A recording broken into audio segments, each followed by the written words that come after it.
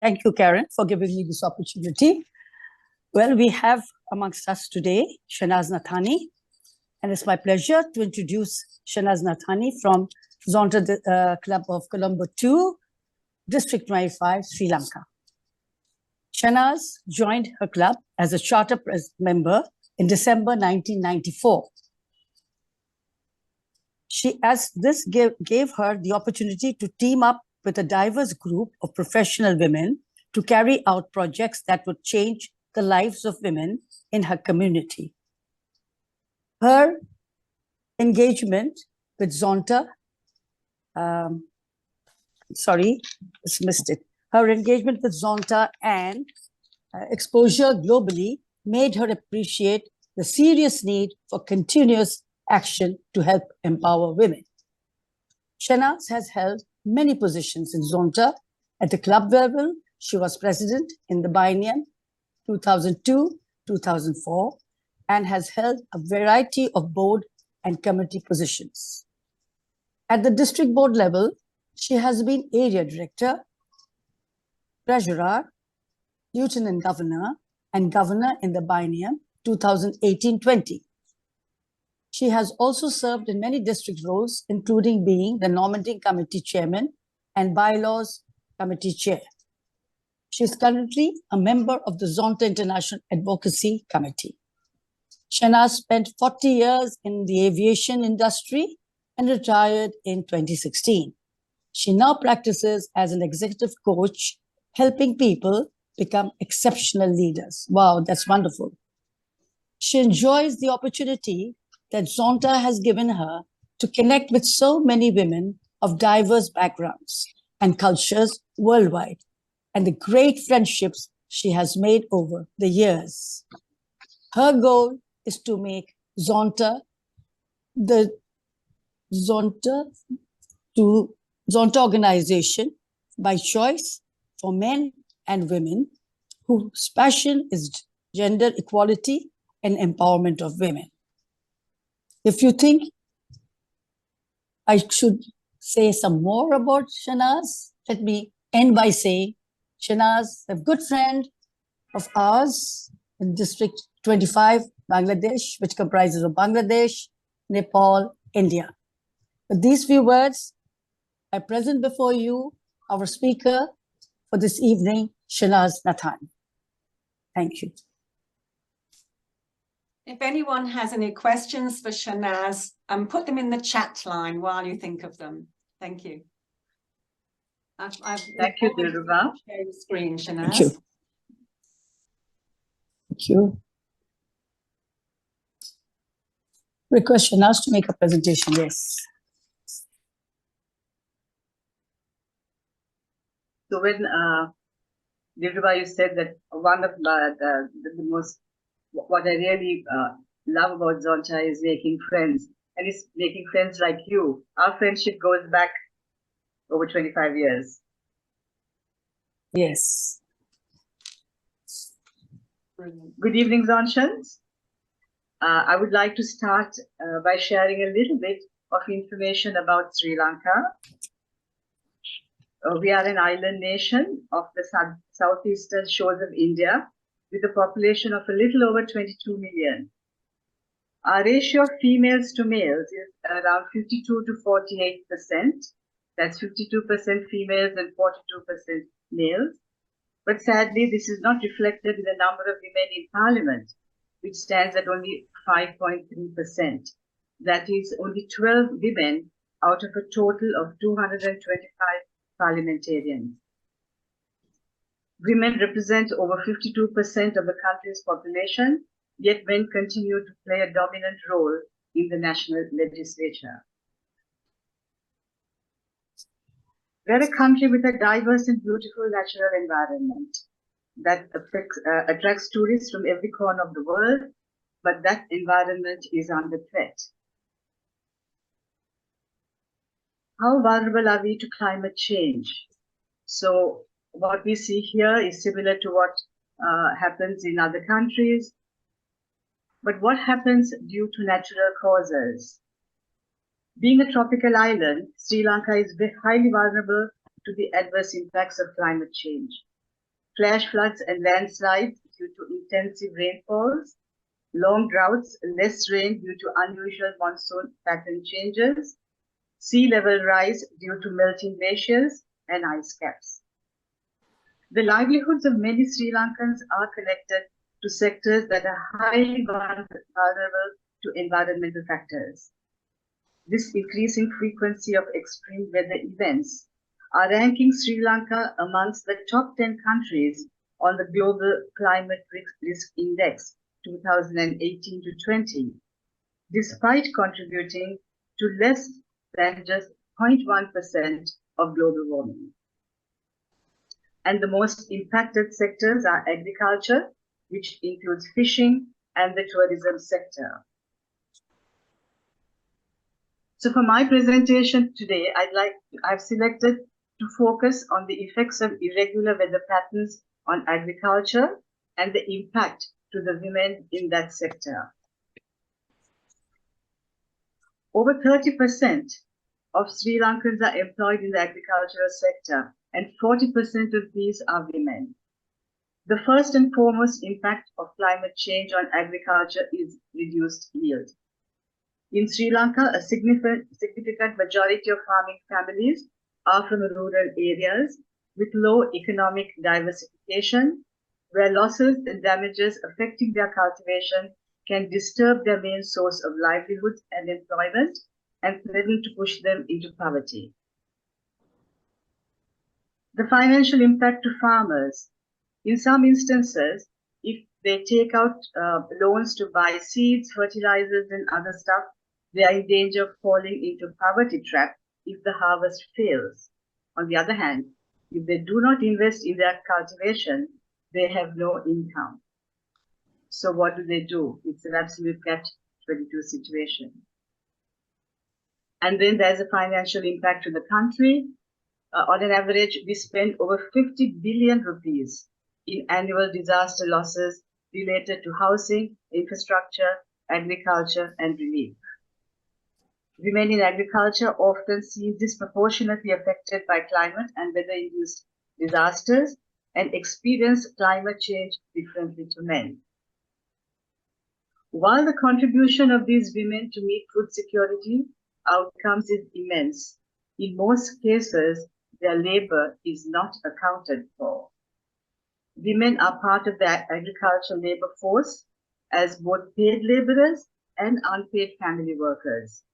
It is also estimated that more women work as unpaid family workers than men.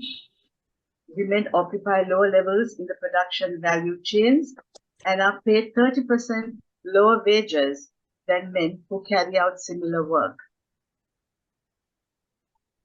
The World Bank has, at a recent project, they've carried out an assessment of preparing for climate resilience, and they have identified the following: differences in access to disaster-related information and early warnings between men and women, lower preparation of women in leadership roles in community disaster preparedness activities, higher risk of gender-based violence faced by women and girls after a natural disaster takes place.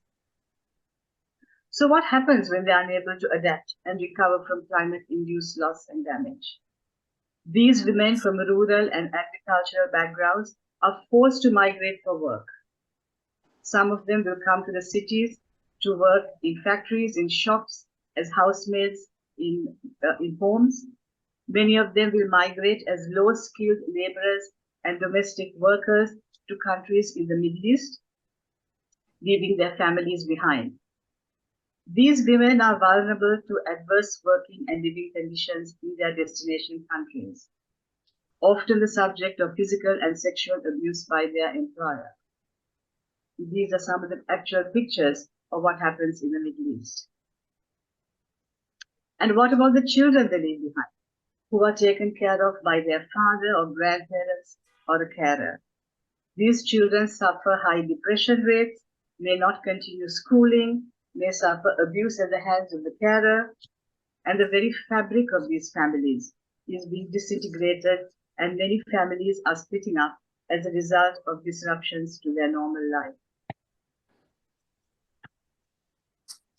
So this slide is my story of the societal impact of climate change on the women in the rural agricultural sector of Sri Lanka. It is important for the policymakers to identify gender-sensitive strategies for responding to the crises caused by climate change. Failing this, more and more women will be driven to take jobs as domestic workers in the Middle East in a desperate attempt to escape extreme poverty and provide for their families, but at what cost? So going back to climate change, what have Sri Lankan policymakers done to prepare us? Like many other countries, the government is a signatory to the Paris Agreement on Climate Change, and these are some of the key highlights from our NDC. Increase forest cover, achieve renewable energy, and achieve carbon neutral. What's interesting is, in reading through this NDC, I was happy to see that there's a whole chapter dedicated to the integration, into integrating gender into the NDC. And these are some of the actions that have been planned. I'm not going to go into too much details because, as I'm going to say, nothing much really has been done about this. However, there's no public information available on what actions have been taken by the government authorities so far, not only in respect of gender-specific action, but also on the impact of climate change as a whole. There have been some very limited public-private sector partnership programs where women are being trained on climate change adaptation and disaster risk resilience. In recent years, the country's three-decade-long civil war, the effects of the COVID-19 pandemic, and the country's current huge economic crisis have dominated the government's attention. According to the World Food Programme, as at now, 6.3 million people, or over 30% of our population, are food insecure and require humanitarian assistance. Unfortunately, climate change, despite being a crucial issue for Sri Lanka, may be deprioritized in order to deal with the country's current economic crisis. But how can we prepare women for disaster?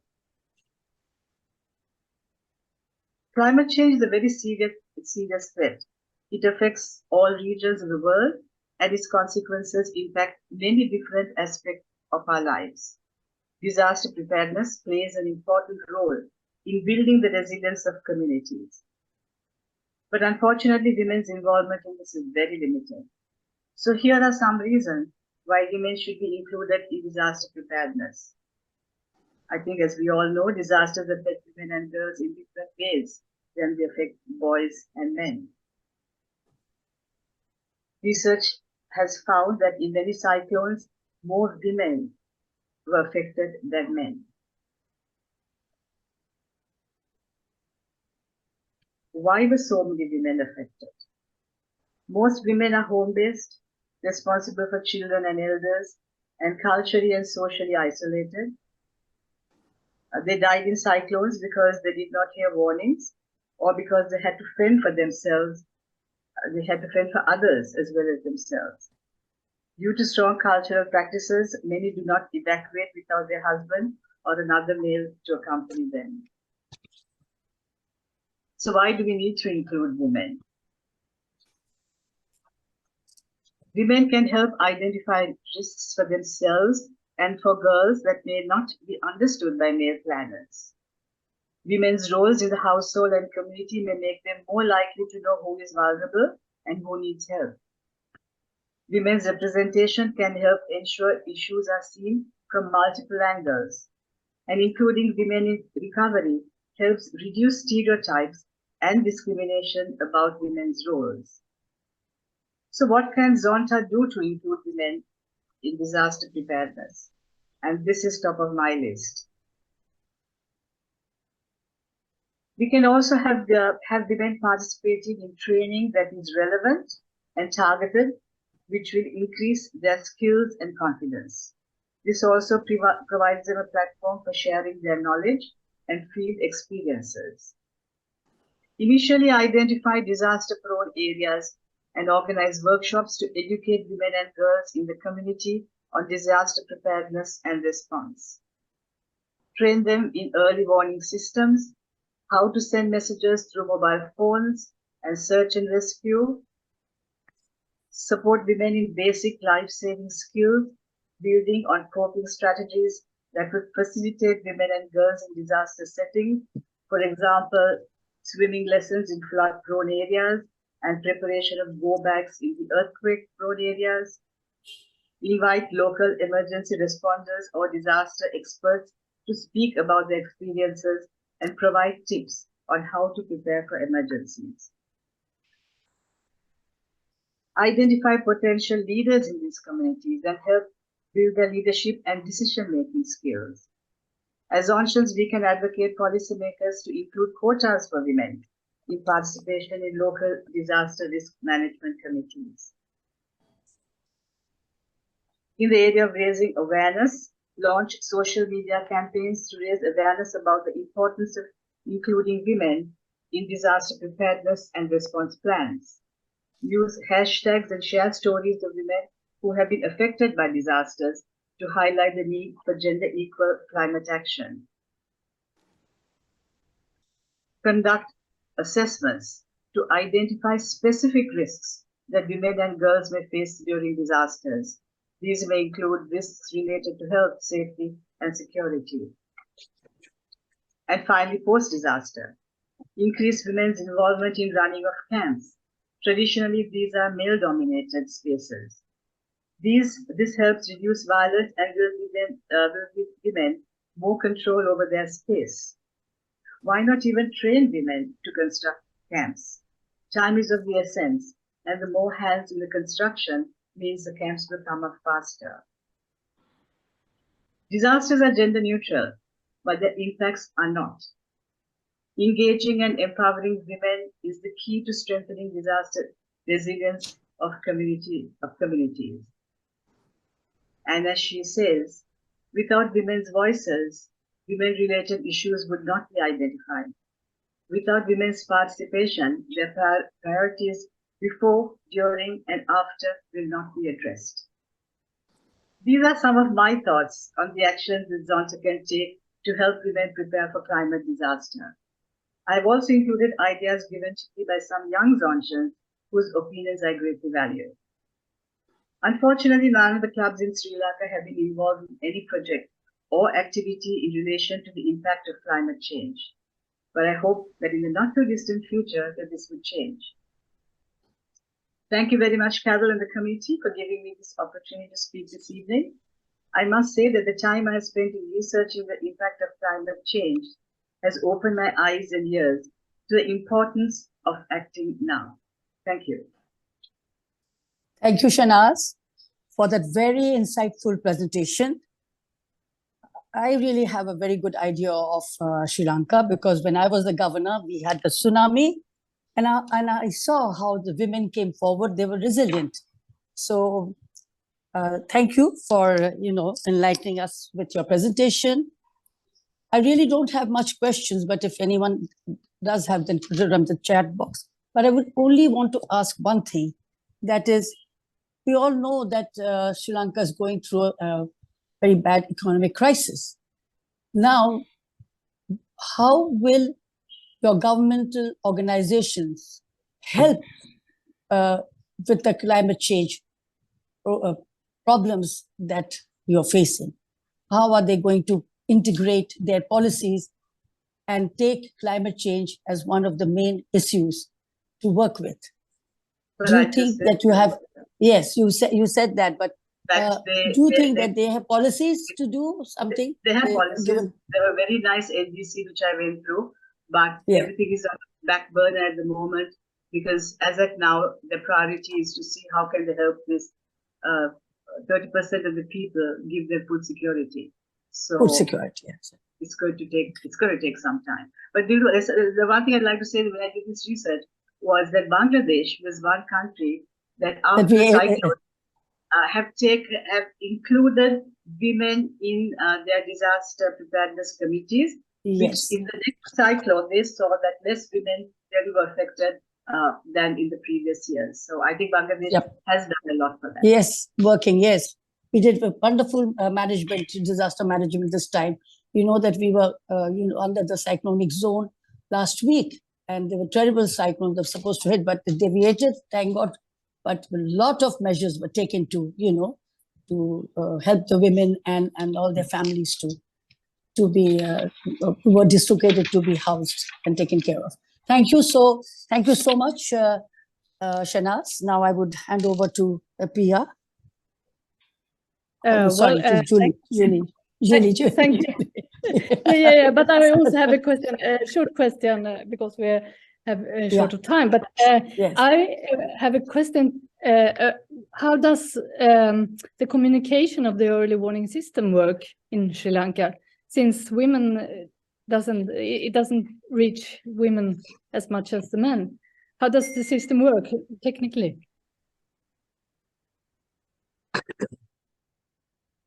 Oh, yeah. Yes. So really, what when I made that statement about the early warning system and reaching men, women later, I took it not only in the context of Sri Lanka but as a whole. We don't have any technical early warning system. Yes, we have the organizations that inform the areas to expect. It's improved after the tsunami, but before the tsunami there was no early warning system at all. But there is. But it must have been. Is it through the phones or is it through loudspeakers? No. It's just through loudspeakers and through messages. Yeah, messages on the phone, because a lot of on SMSs. I mean, like today we got a message saying that the weather is going to be very bad, and to ensure that people who go out, the fishermen who go out, not to go out today because there's expecting very heavy rains. But when I talked about more women being, the second part of my presentation was as a whole and not particularly Sri Lanka. Okay. Okay. Thank you so much, Shana. And I will hand over to Julie Trone from the United States of America to introduce the next speaker.